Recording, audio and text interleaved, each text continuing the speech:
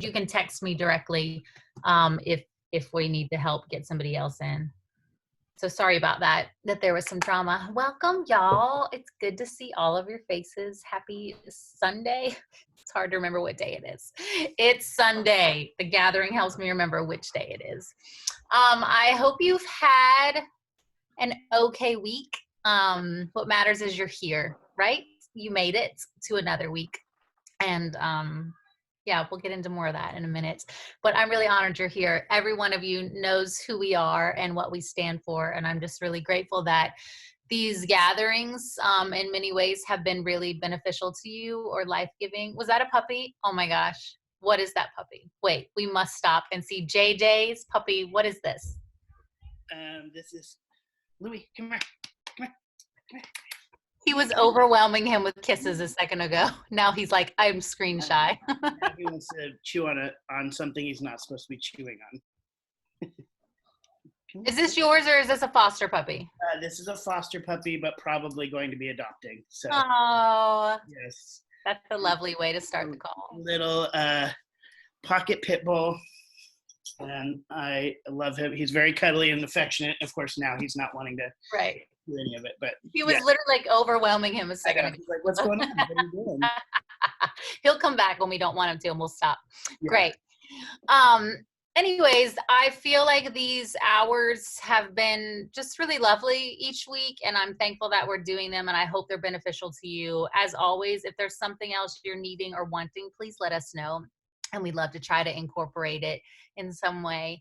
But JJ, it is your turn. We always do practices, and he's going to kick us off and lead us in 2 of those right now. All right. Hi, everybody. So this is my Tell Me Something Good. But we're going to do a little Tell Me Something Good here.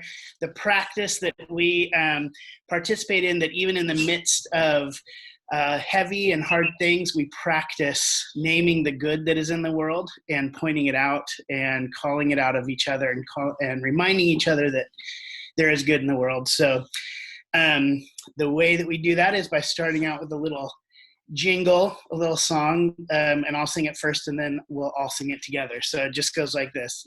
Tell me something good. All right, here we go. Ready? All together on 3, 2, 1. Tell me something good.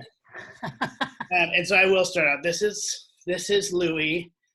He's a very sweet boy it's his walk time right now, so he's a little hyper, but normally he's a sit on the couch and cuddle pit bull, as most that I know are. So that's mine. So who else? What else do we have? What's something good that's going on? You can either raise your hand physically to show me, or you can raise your hand in the chat and we'll call you out. Anybody have anything good going on this week, or beautiful, or anything that happened? Sarah. I found out this week that I'm in the process of renewing my license, my teaching license, and it's a lot of hoops Tennessee makes you jump through. And I found out I don't have to take any more tests, any more practices. Like, I'm all good. So I just got to like submit the paperwork and I'm good. So that was like a really big, like, good news, because I was really afraid that I didn't cross a T or dot an I. So we're good. So Yay, congratulations. That's awesome. Yeah. Ryan. Hi. So I'm a huge sports fan, and my husband reminds me that it makes me a bad gay sometimes. But and especially, I'm a huge NBA fan. I love the Dallas Mavericks with everything in me, and they're supposed to be in the playoffs right now, which is like kind of hard for me right now. I know this is like really a small thing, but also Ben and I have been, who also love sports and the Dallas Mavericks, we have been watching the 2011 Dallas Mavericks playoff run when they won when they won the championship. And and it's been just like really awesome to like every day have this like 2 hours scheduled that he and I are going to just live text watching them destroy, Oklahoma City or whoever they're playing. at that moment, but it's just been really like something to, one of those things that I have found in this time that it's so good to like have something to look forward to. And that is my one thing every day that I know I can look forward to. And so it's been really good. Love it. I don't get it at all, but I very much support him doing it. So. Who else? Leah. Yeah.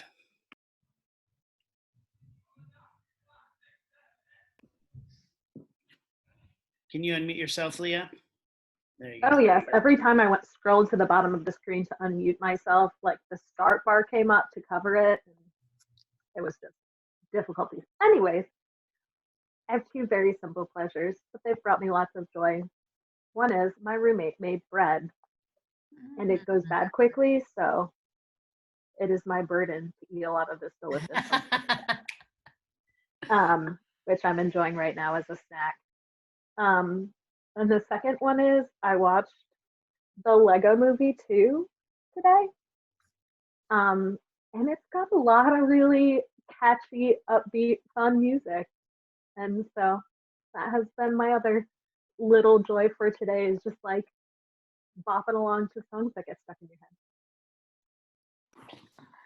Love it. And it's free, available for streaming right now on HBO and Hulu, because I don't know, giving stuff away for free right now. Good to know. Good tip. Good tip. So I've got two. Okay. Well, speaking of singing, Haven got to be on the Disney Family Sing Along Thursday night, so that was super fun. But in general, I had no idea how much I would enjoy that special. Like just singing along to those Disney songs, like I got teary multiple times. It was just this pure childlike, I don't know, wonder. And obviously it was super fun to see Haven dance, but even more so, I just enjoyed the whole hour. And then what else was I going to share? Oh, I forgot my other one. We'll come back to that. Oh no, I know. This is a good and sad, but something to look forward to. Ryan and I decided to put together a song this week and record a video, and so he got someone to do keys for us, Randy, and then he recorded his part, and then he sent me over my part yesterday morning, and I woke up sick.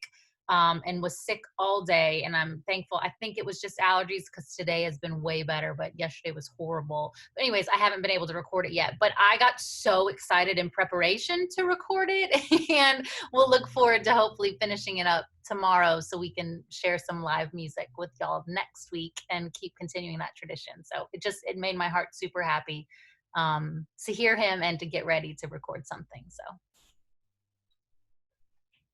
I see Josh Corley's hand, but probably not Josh. We were just going to show the baby off. She was here this time. yay! Yay! 5.5 hours last night. Yay! Even that is something good. She doesn't know where the camera is yet. So. Oh, man. Still figuring out Zoom. Oh, I love it. She's not ready to work from home yet. Yay! So she's growing big and strong. There she is. Aw. Yay. Ben and Joy, I see your hand raised. Hello. So obviously, as an actor, I'm not able to work or audition really right now. But something good that happened this week was I work for Nashville Shakespeare Festival a lot, and they reached out to me and asked me to film a monologue because they're having a Bard Bash on April 23rd to celebrate Shakespeare's birthday, and it's going to be a whole virtual thing on their Facebook page.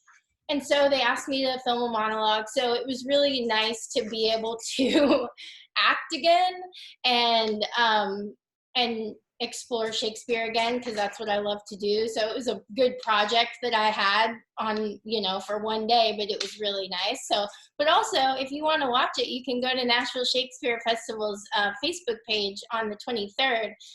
But yeah, it was just something that brought me joy this week. Her monologue is amazing, It's by the way. so good. It's so good. I can't wait. We'll repost, we'll promote that for sure all over our channels. Yay! Yay. Chris Hauser. Actually, I guess he was waving for me. Oh. We've had an opportunity to connect with neighbors that we've never met before because of afternoon walks, families with young children, and that's been kind of cool. And I also had an opportunity via Facebook, our neighborhood Facebook page. A couple of moms were looking for some books for their kids who are avid readers, but the library's closed. And I went and looked at what I kept from our kids' books, and I had a bunch of American Girl books and a couple of Boxcar Children books and some Beverly Cleary, and offered it to them. And Chris and I walked and put them in mailboxes, and it was just kind of fun. We got to be the neighborhood library, so that was kind of cool. Yeah, I love that. Let me go as well. My wife's cooking game has been really, really upped this week in the midst of all the of just us eating at home and not ordering out. And we've grilled out 2 or 3 times, which has been kind of different for us in the last couple of years. It's been wonderful. And then also, I'm sure there are Liturgist Patreon members here on this page. But if you're a Patreon member for, I think, $5 or more, you can get their meditations. And so Hillary McBride did a meditation this week, and it's all a breathing exercise. And it was a breathing exercise of drawing in for 4 seconds, holding for 3, and then releasing for 5 seconds, holding for 3, then starting back up again, taking in breath for 4 seconds, holding for 3, releasing for 5 seconds. And it was really interesting. It was really, really compelling. And I'd never done a meditation like that before. And it's something I need to do way more. So that was a cool thing. Thank you. Oh, I had toilet paper last night. Kroger had toilet paper last night. Shocked us. 8:45 last night, right before closing. Yes, which we went to get beer and ice cream and found toilet paper. Oh, those 3 things that's my pandemic survival kit. Likewise. Anybody else? Alan. Okay, so Celine Dion's latest album. Say that again. And I've really been enjoying her albums. Whose album? Celine Dion's latest album. Her Courage album. Yes. And I got to chat with a friend of mine who is actually an actress who plays Disney characters. So I got to FaceTime with her. She's teaching me all about wigs and outfits because I'm kind of wanting to get into that genre myself. So I'm reuniting with my vocal coach, who I haven't been able to be in contact with for about 15 years. So yeah, it's really, really fun to be back with him. And I trust him because he got me grand prize in a vocal competition. So I have complete faith in him. And so, yeah, I'm really looking forward to what 2021 brings.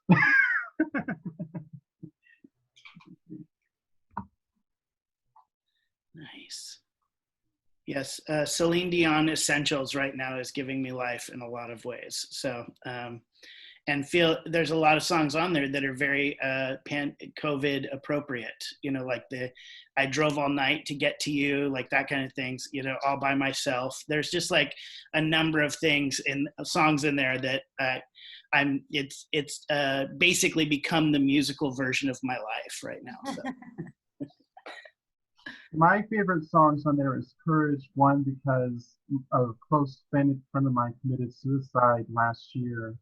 And that song just really speaks to me about courage and having faith and being able to get back up. And another song she sings is Dance. It's like, I'm going to dance like nobody's watching, which basically means living your most authentic self in a public setting, not worrying about what people think of your body If you think they're too thin, if you think they're too big, it's just those are my two favorite songs from that album. And they're just really spooky. Anybody else? All right, wonderful. Thanks everybody for sharing and bringing smile to my face through even that. That was something good for me, so thank you. And now we're moving into our next practice, which is our naming practice. And so that is just where each of us kind of shows up as our whole person and takes up a little bit of space and says, I am here. And the rest of us, when we're in person, we get to look each other in the eye and just kind of acknowledge each other. And on here, we get to look at each other's little box on Zoom and acknowledge that you are here, you are present. And in all of the things that is Imaginarium, we just kind of inwardly acknowledge in this moment that we are connected, we are responsible to each other, and we're acknowledging that each person that is here is magical. And so how we're gonna do this, again, is I'll call out your name. And when I do, go ahead and unmute yourself and then just say your name, where you are currently, your physical location, and then also your preferred pronouns if you're comfortable sharing those. And so I'll go first. So I'm JJ and I am in Nashville, and he, him.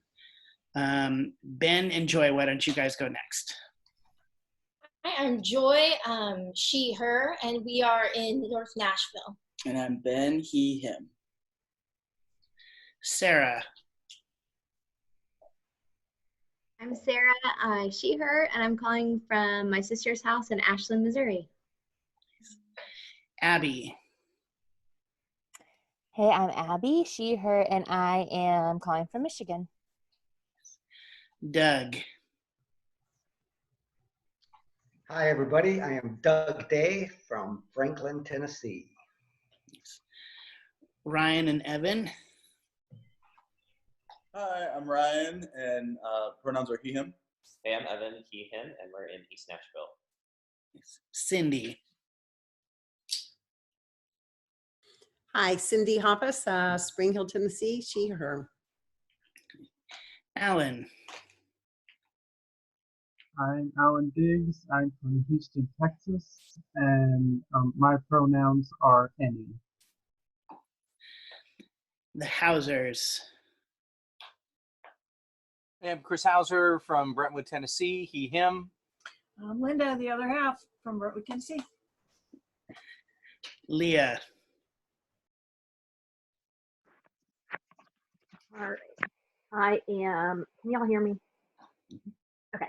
I am Leah. I use she, her pronouns, and I live in Madison. Just Kim. Hi, Kim from Spring Hill, Tennessee. Corluz. Hey, I'm Josh. I use he, him. I'm in South Nashville. Mary, she, her, and Astrid. We're calling her a she until she tells us otherwise. Nathan. Nathan Johns, he, him, from Lebanon, Tennessee. Phil. Phil Kabuchi, he, him, calling from Edge Hill by way of North Nashville. Giorgio. Hi, I'm Giorgio. I'm he, him, and I am in Southern Nashville, Tennessee. Nice. And Malia. Hi, Malia. She, I'm all confused now. She, her, I'm in Brentwood, which is south of Nashville. And Melissa. Melissa, although it says Ben, I'm on Ben's computer today. She, her, hers, and I'm in Franklin, Tennessee. Beautiful. Well, we are delighted that everybody is here, and thank you for showing up and for being a part of this and allowing us to just say hi in person over this. So thanks, everybody. And now I will turn it over to Melissa. Thanks, JJ. Actually, I'm going to turn it over to Sarah. Awesome. So we're going to take a moment to acknowledge the land and just remember how sacred the land is, and remember those who first inhabited that land, remembering the erasure of those people, and remembering how, just how we should continue to promote healing of that land by acknowledging it. And I'm going to read a little passage from Caitlin Curtis, who's an Indigenous author, from her book that's coming out very soon. And she speaks to Oh, wait. Sorry, I went on mute. Okay. Caitlin Curtis, she writes, "When it comes to the earth and the creatures around us, we should be listening because we as humans have oppressed them. We should be listening to their voices as they tell us their stories. If we desire to be people who love one another well, we have to begin with our creature kin, with the ones who crawl and slither and swim and fly, the ones who are different from us, but who hold deep knowledge and incredible stories about the earth we live in." Lovely. Thank you, Sarah. I look forward to that book. We will get Caitlin in at some form or fashion to speak to us, and maybe as soon as her book comes out, we can at least do it via Zoom. Haven is our resident embodiment practitioner, but she's actually out in the living room. She's on her second day of an online dance convention, just dancing her little heart out. So I did not pull her away from that in order to lead us in this today. So I'll lead us in our embodiment practice today, but we place our hands together, all fingertips together. And as you tap thumb to pinky, we say stop, breathe, know your worth. Again, stop, breathe, know your worth. One more time. Stop, breathe, know your worth. Thank you.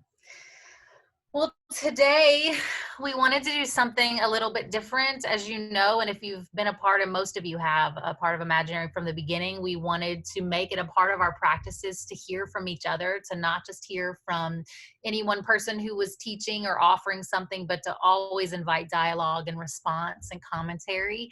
And I thought it would be really special, and the team thought it would be special, that we would hear from each other and just to get a glimpse into what you're feeling right now, what you feel like you may have learned through this season. We're at least 30 days, right, into quarantine in some form or fashion. And so we just want to hear from each other. Someone wrote into me, and I'll share that in a few minutes, their story. But before we start, something we did at Grace Point, which was the church that I helped pastor. I'm letting Molly in. Nathan, he's made me co-host today, and I keep paying attention to what's happening on the side. Okay, at Grace Point a few years ago, I was in charge of curating our services, right? And so I had the ability to get really creative with what we could do. And so what we did a handful of times in my 8-year stead was to turn the chairs where we faced each other and to do the services literally looking in the faces of each other. And I love that these Zoom calls are in fact that, like, we're not just staring at one person, unless you have just the speaker view up, but I don't know about you, but I have the gallery view where I literally see all 18 of us, or at least see all 18 names in the process, and get to see your faces and see your responses. And it's just a beautiful thing in and of itself. But in one of those specific services, we went around the room and we were sharing what we call testimony in the church. And it's sort of just a glimpse of your story and what was happening in light of the series. And when we did that, something that I learned from another dear friend of mine, an Episcopal priest and therapist named Ian Cron, there's a saying in liturgical churches where after scripture is read, the community would respond, "The word of the Lord, thanks be to God." And so in the Grace Point time, I shifted that and asked us to say something in response. When people would share their testimonies, we would say the word of the Lord, thanks be to God. And I remember the first time we did it, it was just really moving to watch sort of the honoring of the divinity present in each other. And so I was thinking about, as we wanted to hear from each other this week, could we do some type of a response like that? And again, a way to honor each other. And what I've come up with, and I'd love for us to tweak it if there's a better way moving forward. But what I would love to do today, as we each share or we hear, again, just glimpses into each of our stories, for us to say in response at the end, a glimpse of your story, grateful are we. A glimpse, I'm gonna write it in. A glimpse of your story, grateful are we. And so that's just a little thing I would like for us to do today. And we will take turns. Hold on. So yeah, so the floor is open. And again, I have one person who emailed me that I would be so honored to read, and they want me to read for them. But otherwise, we just love to hear. And this can be off the cuff. This can be something if you've written something down or prepared, and zero pressure. Again, it could be that I've learned how to cook, or I'm learning how to better care for myself, or I'm learning how to be a parent, or whatever it is. It doesn't have to be, just nothing's off the table. All of it's valid and all of it should be honored. So who would like to go first?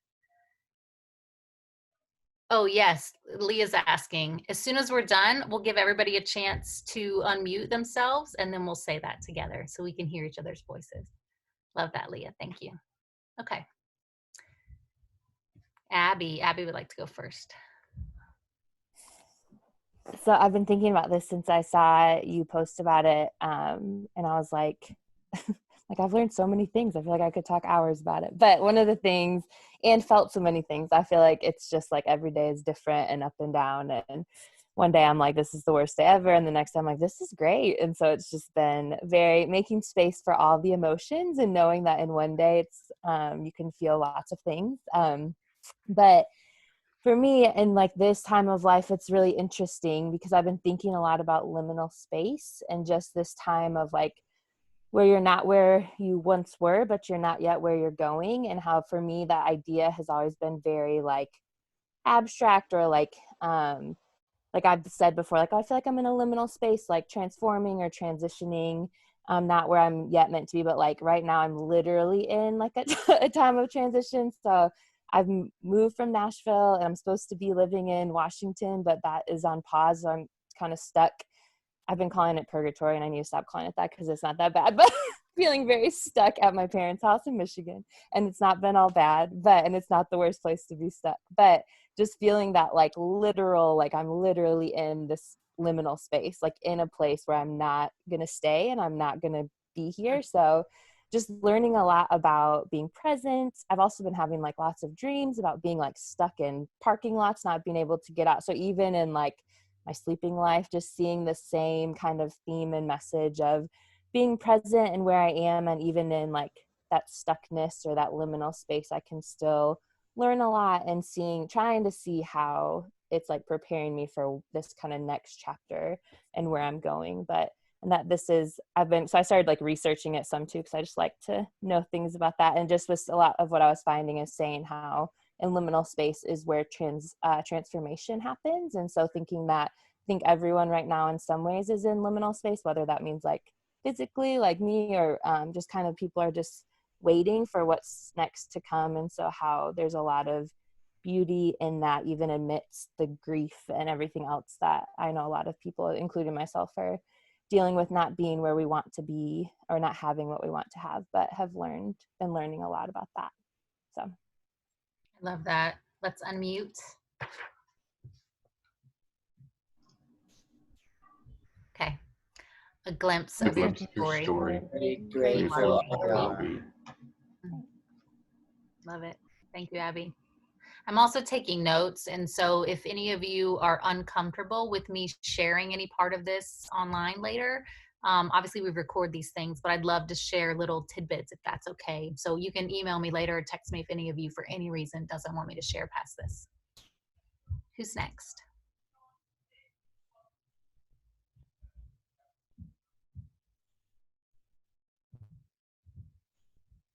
Alan. Yeah. My story is a little difficult. If I cry, I'm sorry. But I'm in the process of recovering from an eating disorder. So, um,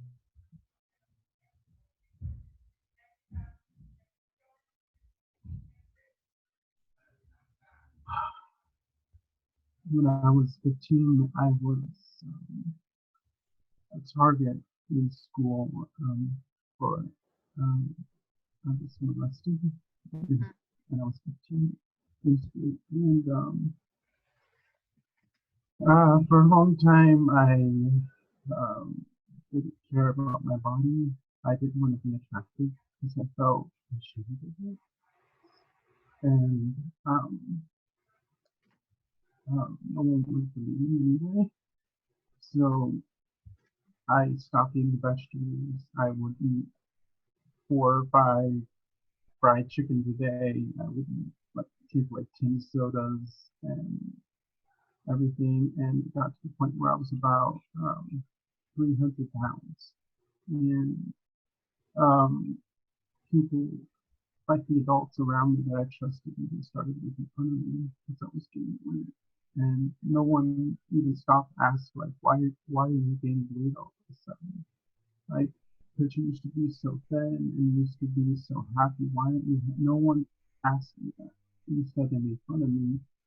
And so I'm getting help now. I have a therapist and a life coach who are both helping me out. And I went to a weight loss and getting treatment for it and everything. So I want to say that this meditation group has really helped me because to me, you guys are like the church I wish I had grown up with.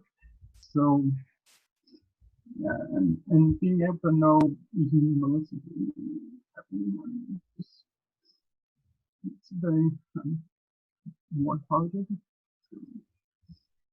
I have a long way to go. I'm suffering relapses once in a while, but I'm trying really hard. So, yeah, Thank you. Thank you, Alan. I'll let everybody unmute. Okay. A glimpse of your story. Grateful are we.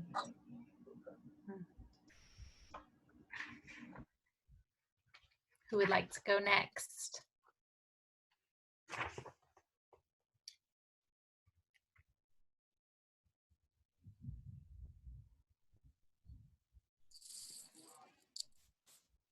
JJ. I think I was trying to find the book that I'd read this out of, but was reading through this book about just about how helping people through transitions, basically. And one of the things that came out about it was the idea that any transition, even positive ones, there is loss. And everybody who goes through any kind of transition, even if it's moving to a new job or it's moving into marriage, something, all these positive things, there is loss that happens. And it's when you're going through a transition that is a negative one, like something we're kind of experiencing right now, there is a greater sense of loss. So when people are getting angry and upset and things, emotions get high, sometimes people say, well, they were overreacting. And the reality is that they're not mourning the transition or mourning the moment of they're not mourning necessarily even like quarantine, they're mourning loss. And what other people experience as loss is not what I experience as loss, and what I experience as loss is not what other people's. And recognizing that there is, when you come into a situation, it's specifically say in a business space or something like that, where people's like emotions start going like this with each other, that it really is out of a sense of not just mourning like that we're stuck at home, but a mourning of loss, and all of us are losing something differently. And I don't know why, for some reason with that, once I kind of started thinking through things in that context, it just gave me a greater sense of grace and ability to hold things for people a little bit easier. Like when they're kind of like, maybe they're needing more contact with me, or they're needing less contact with me, or they're the emotions are starting to rise to a new level. It just, for some reason, putting it all, the thing that I learned essentially was in putting all of what we're going through in the context of loss, and that people are dealing with a lot of loss right now, has given me much more space to hold grace and hold things for other people, and then as well as myself, like in the sense of where Abby was saying that I think for like 4 or 5 days it can be fantastic, and then all of a sudden it can just be the complete shit, and going, why can't I handle that? And then recognizing, no, there is something that has been lost here, and there needs to be space for mourning in that as well. So Yes. Let's all unmute. Ready? A glimpse of your story. Grateful are we. Are we?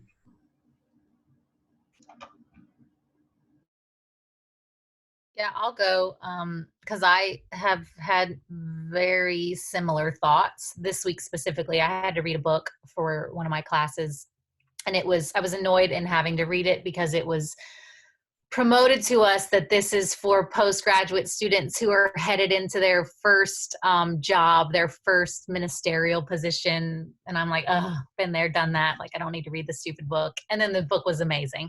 But it was called Stepping into a Canoe, I think. But the whole first chapter, JJ, speaks on basically what you just said, just this idea that every transition holds within it sort of grief and hope and excitement at the same time. And if we don't process both of those things, and make space for them, that you won't move fully into the transition as you should.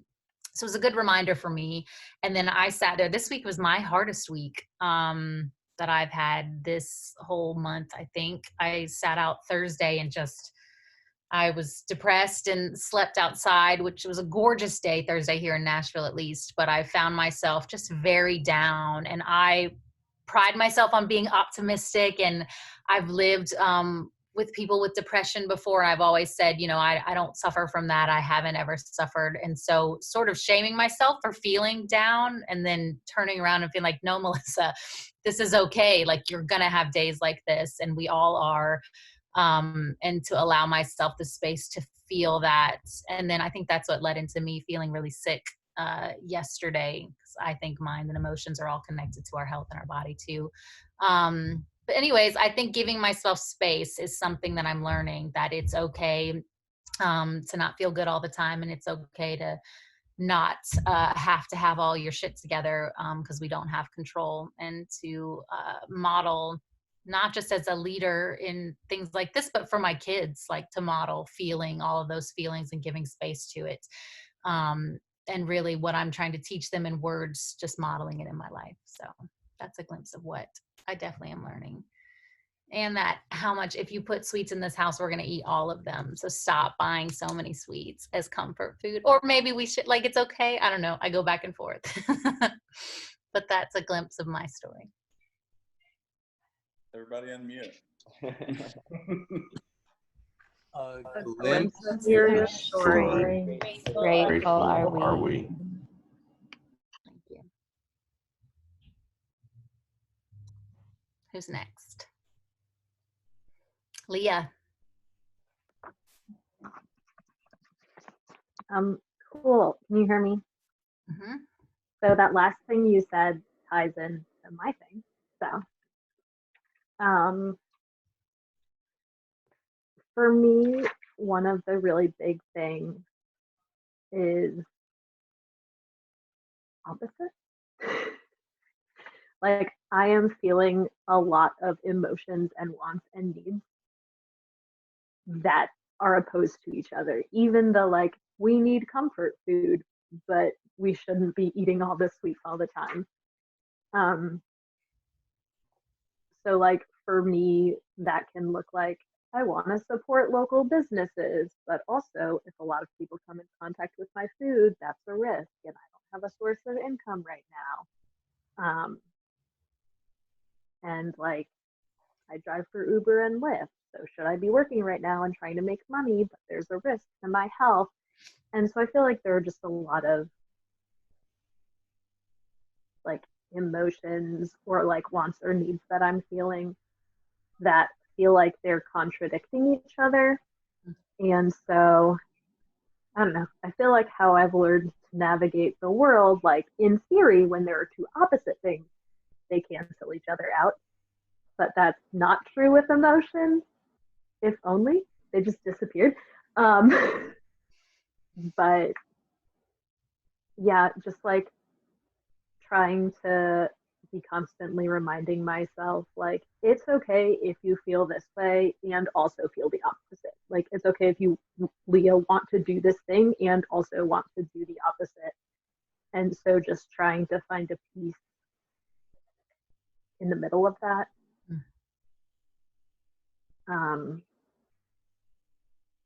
And one of my coworkers said something that really stuck with me, because one of the other tensions that I'm living in is also like, don't judge people. Everyone's doing what they need to do to survive. And like, but that person went and did this and connected with that person, and that's like, I have a right to judge people. Even though like everyone is in a different place in terms of their mental health. And I was talking with my boss. I work part-time at a lab, so like very science-minded. And we were just talking about how like he said the phrase germ theory doesn't account for mental health. Which just really struck me because like I know, and we're being told constantly, like, this is what is good for everybody, even though it's hard. And I don't know, I just think it was helpful to acknowledge, like, what is good to prevent the spread of germs, like, might be bad for your mental health. Like, those can be in direct opposition to one another. So yeah, just like, definitely not easy. This isn't like a thing that I've learned and now I'm great at it, but something that I'm trying to embrace and work on is like okay with holding two different things, and maybe we need to prioritize something now, even if that's not what I personally want to prioritize. But yeah, balance and tension and finding peace in those moments. So good. Thank you, Leah. Unmute. A glimpse of your story. Grateful are we.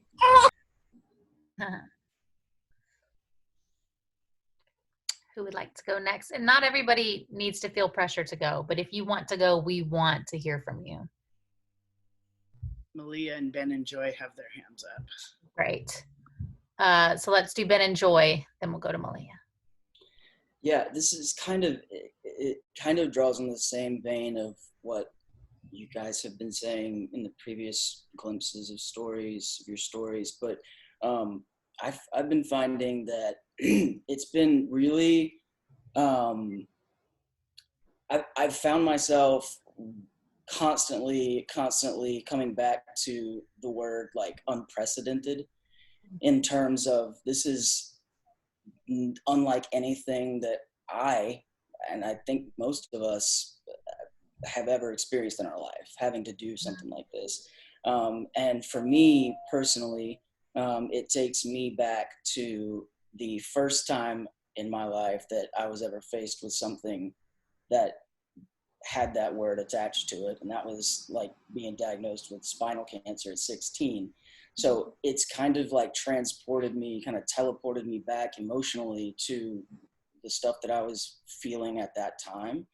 How do you like wrap your head around something that you've not only ever like never been through, but you've never been through anything like it. You have no clue how to approach like, okay, this is how I'm going to do this. This is my path. It's going to take me from where we are right now to the other side of this.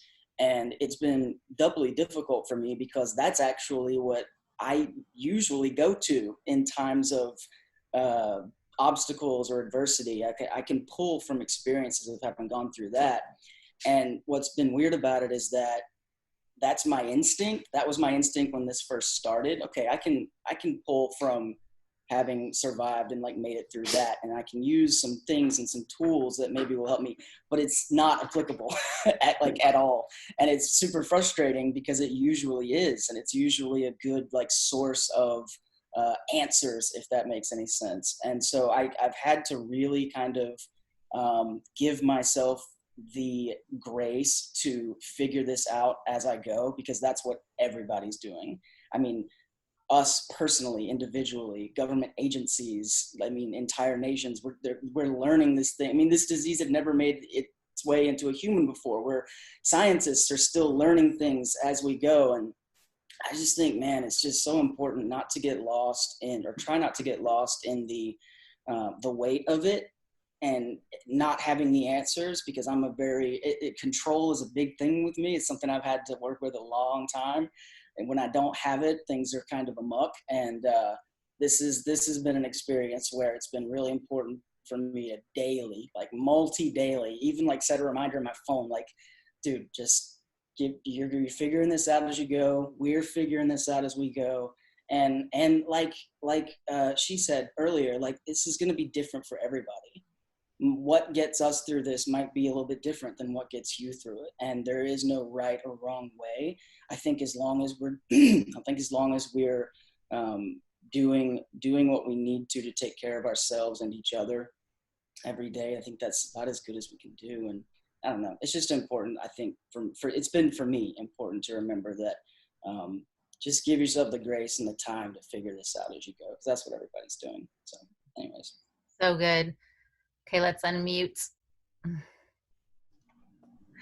A glimpse of your story. Grateful are we. Thank you.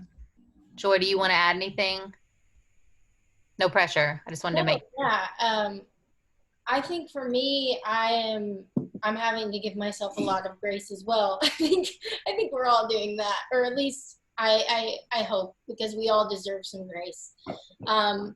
But I actually really, depression has always been a big part of my life, unfortunately. And so it's definitely been a challenge for me to get out of bed every day and do something. And I think I'm putting a lot of pressure on myself to be productive during this time, and to do really important things during this time, and like change my life during this time, which I think is just really unhealthy to put that kind of weight and pressure on yourself. So I'm really having to give myself some grace to, on the days when I do sleep in later than I would like, to be like, okay, that's okay, that's totally fine. Or the days that go on where I'm not working out, because I feel better when I work out, but I haven't been doing it consistently. And so I'm having to give myself some grace on, you know what, do it when you can, don't do it when you can't, and just really embrace that. And I'm finding that I am less depressed when I do give myself grace. Mm-hmm. And that has really been helpful. And of course, Ben's super supportive, and my brother's been super supportive as well. But it's hard. I'm having a hard time right now. But I really do try to remind myself to give myself grace where I can, so that the depression and that whole darkness doesn't take over. And I'm finding that is helping. So good. Thank you. Let's unmute. A glimpse of your story. Grateful are we.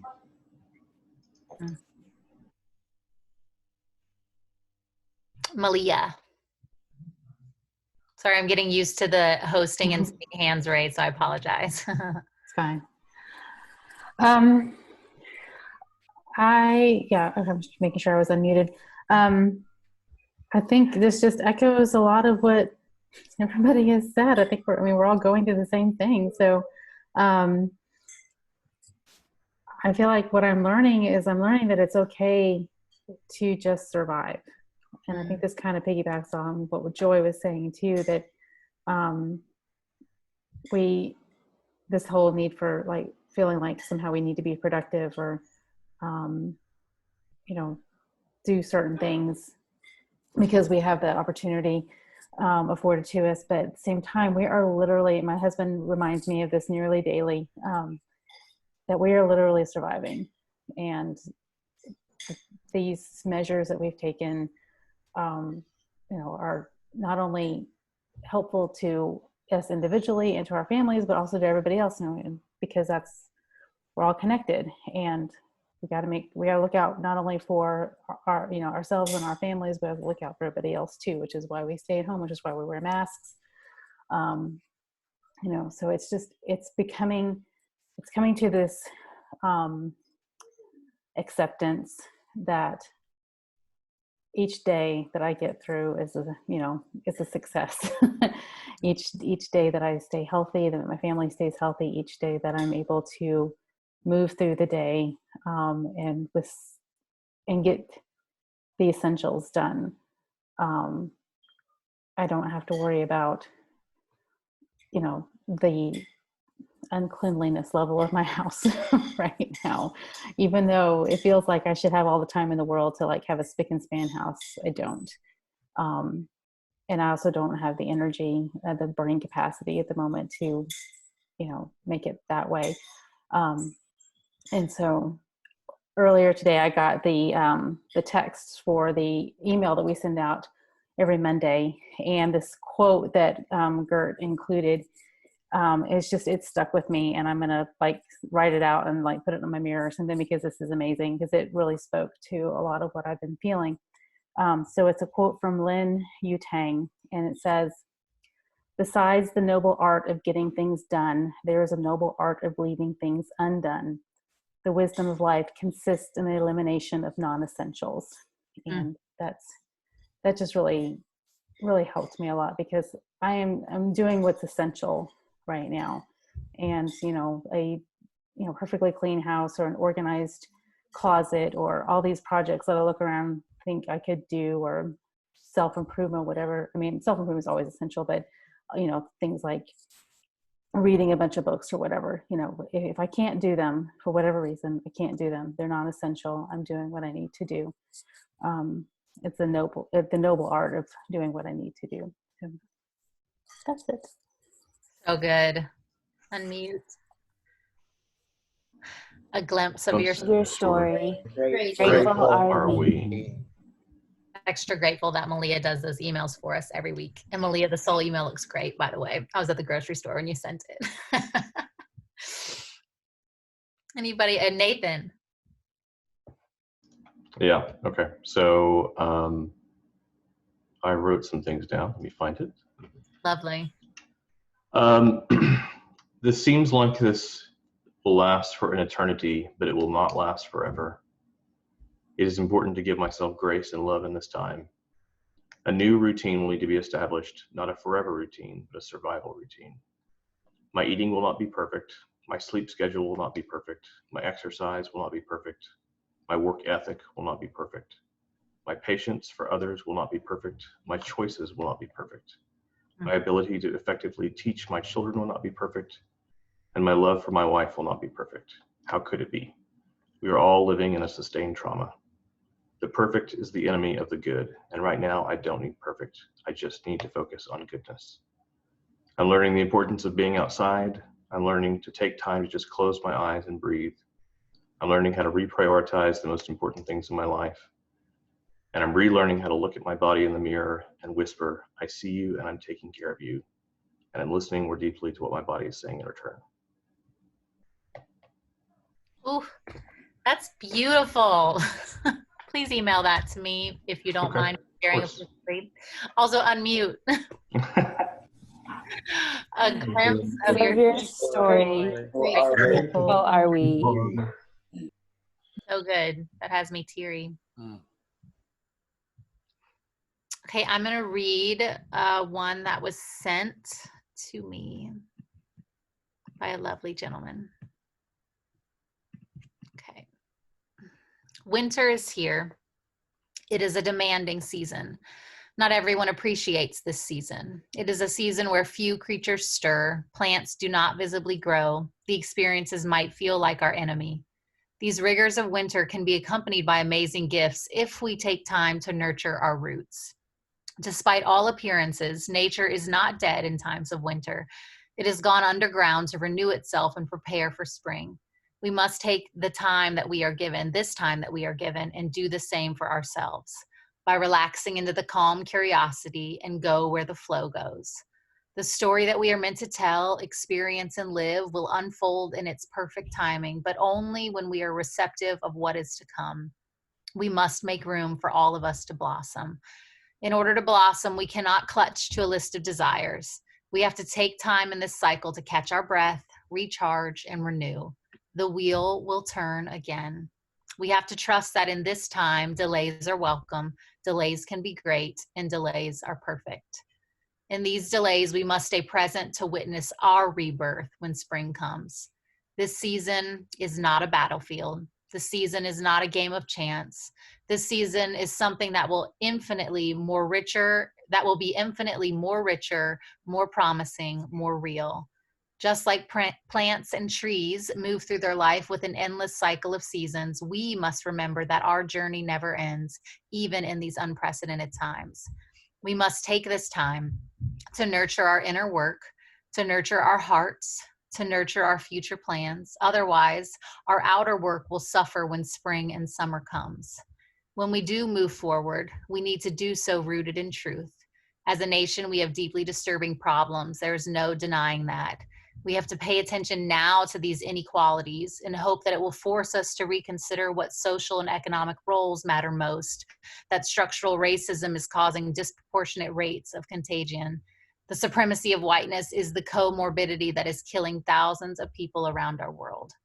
We will soon experience a gaslighting around the world to return to the old normal. May we be reminded that one season is never like the other, and that when spring comes, the cracks in our foundation have been exposed. When the time comes, may we grow back, not into what was, but instead towards what we can become. That is Phil Cavucci. Thank you, Phil. Unmute. A glimpse of your story. Grateful are we. Does anybody else want to share anything?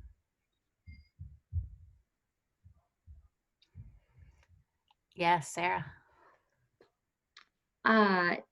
Just kind of thinking off the top of my head, I feel like for me specifically, I relate with everybody a lot, but I feel like a sense of unraveling within myself, just having so much time like alone. And I'm saying with family, but yet like I still have this sense of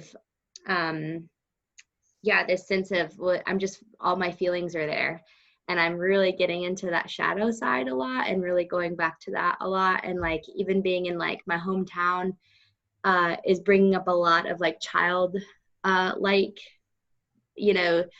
experiences that then kind of, for lack of a better word, trigger other maybe old habits, I guess. And so it's been a really day-to-day time. I keep saying day at a time, just being faced with all the feelings, and then what does that mean, letting it release and processing that. And so I feel like it can make me feel not very grounded. And so I feel like this is a time of like excavating some of like insecurities and the residual shame, and within that, like now laying a new foundation and trying to, because underneath that there is like this really, there is this like strong, secure woman that I want to continue to live into. And yet like this has been a time of facing just a lot of those shame and insecurities that still kind of like rear their head in sort of way. So I feel yeah, patience with myself has brought me so much healing, just having a lot of patience. So good. Sarah, thank you for that. Unmute. A A glimpse. glimpse of your Your story. Grateful. Grateful are we. Anybody else before we close? Well, I don't know about you. Oh, yes, Evan. I didn't check this with Ryan before I was going to share it, but I feel like it's been, and I recognize that it is a sort of a place of privilege to be quarantining with someone right now, and my heart definitely goes out to everybody that is quarantining alone.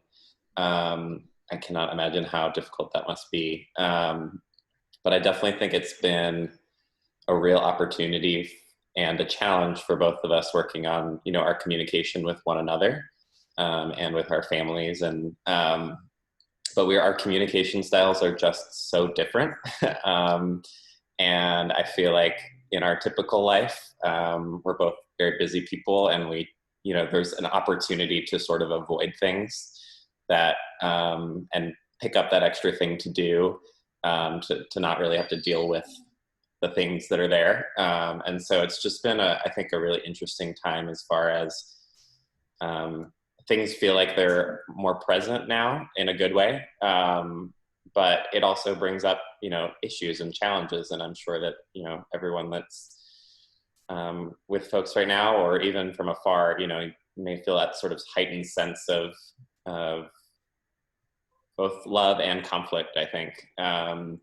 And so, it's just been a really interesting time to see, to have some really important conversations about things, and that it's also okay to have different communication styles. And I know Ryan's someone who really likes to, talk things out, whereas I need a little more space. And right now, that's not really an option. So, just coming to figure out how we can get through this time together, and,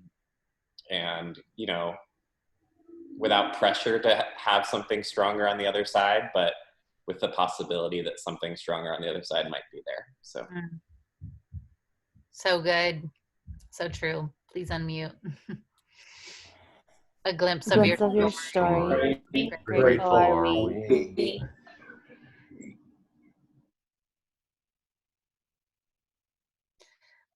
Oh, yes, Ryan.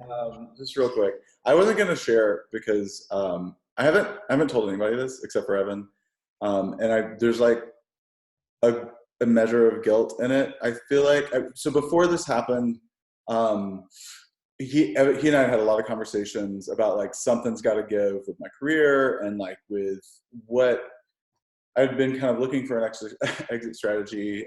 Don't tell my bosses; they don't know yet. But also like just in like my life in general, like I just felt so stuck and just going through the motions every day. And so like I wasn't going to share this because this has been a really amazing time for me, and I feel guilty about it a lot, knowing that it's a really, really horrible time for a lot of people. And I mean, part of that is, my husband has a job, and so like if he didn't, it'd probably be a lot different. But like, it has been a time for me to, I think, in like you said, Sarah, of unraveling, because there was just so much like tightly wound up that I was so close to that I couldn't even see it, And when you come out the other side of something, you've got this gift of hindsight to look at, oh my gosh, like how I was neglecting myself in so many different ways. Like I'm scheduling 2 things a day right now, and it's to watch a basketball game with my brother-in-law and to do yoga, which I'm doing this 30-day yoga series that's amazing. And I hate yoga. I've always hated yoga. And for the first time in a really long time, even though I'm like 20 pounds heavier than normal, I'm like, I like my body. I'm feeling like I feel really good. I have more energy than I've had in so long. I want to be creative. Like I feel this like new creative energy in myself that I haven't felt, God, for 10 years probably. And so like, I think my biggest fear is like, I know this is not real life. And so this doesn't last forever. This can't last forever. That, you know, hopefully once I'm no longer furloughed, I have a job, and I have to figure out how to not just keep doing life the way I was doing it before this happened. And I'm terrified of that. But in the meantime, like you all said, like giving ourselves the grace to like, well, you know, I'm gonna go sing a song or go try to write something or whatever. And if it doesn't happen, it doesn't happen. Like, and not put so much pressure on myself to do whatever it is I feel like I should be doing right now. So I don't know. There's a lot of feelings happening in all of us right now, but that's kind of where I am. This has been a really like one of the most healthy times of my life, I feel like. Love it. Thank you for sharing. Please unmute. A glimpse of your story. Grateful are we. So I'm so thankful that so many of you wanted to share and that the rest of us held space for each other. I think this is so important and this is so needed to just hear from one another. And I'm grateful that we've tried to do things like this as a part of Imaginarium from the beginning, but I think we need to do it more. And so maybe this becomes part of our monthly routine, at least while we're doing these Zoom calls in this way, where every month we just hear from each other, because I think you've all offered so much truth and so much honesty and authenticity from the highs to the lows, and that all of it matters and we need all of it. I was really grateful that Abby Lane shared a couple weeks ago, if some of you follow her, she sort of shared what Ryan, similar to what you just shared, sort of like, I'm doing really well. And I want to name that and own that, because I know some of you need to hear that some of us are doing well, and that one of these days you're going to be doing well too. And then when I'm not doing well, I can look to somebody else who will own that they are doing well. And we buoy each other with that and balance each other with that. So anyways, thank you, all of you. We're gonna share one fun song in light of cheesy, beautiful Disney moments. I had this ready for last week and forgot to share it just because I didn't forget, there wasn't really as much time. But I just think maybe we could use it and need it. So we'll listen to this song, and then if you don't already have a drink of some kind, be it water, tea, coffee, or wine, whiskey, beer, whatever, grab it and we'll do our toast and end our time together. So listen to this.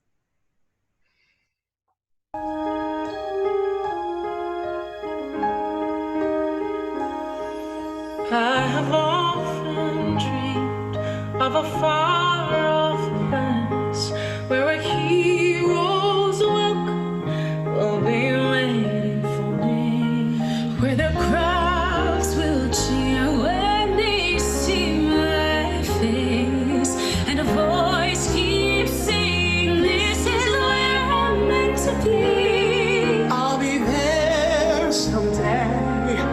I can go distance, I will find my highway. If I can be strong, I know every mile will be worth my while. When I go the distance, I'll be right where I belong.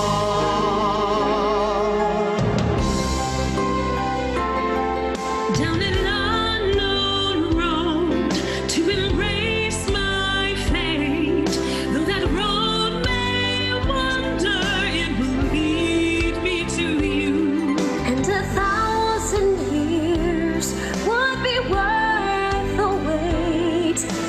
take a lifetime, but somehow I'll see it through, and I won't look back.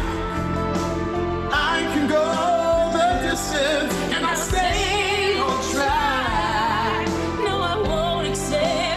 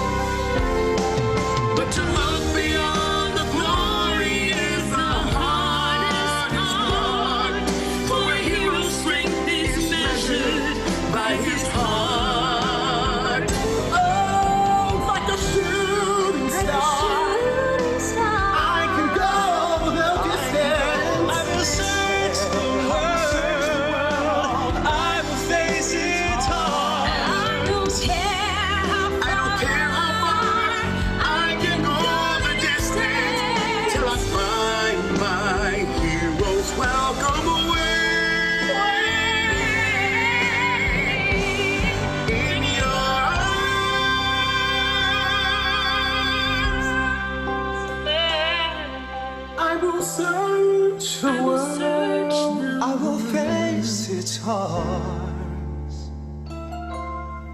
till I find my heroes welcome waiting in your arms. I will go the distance.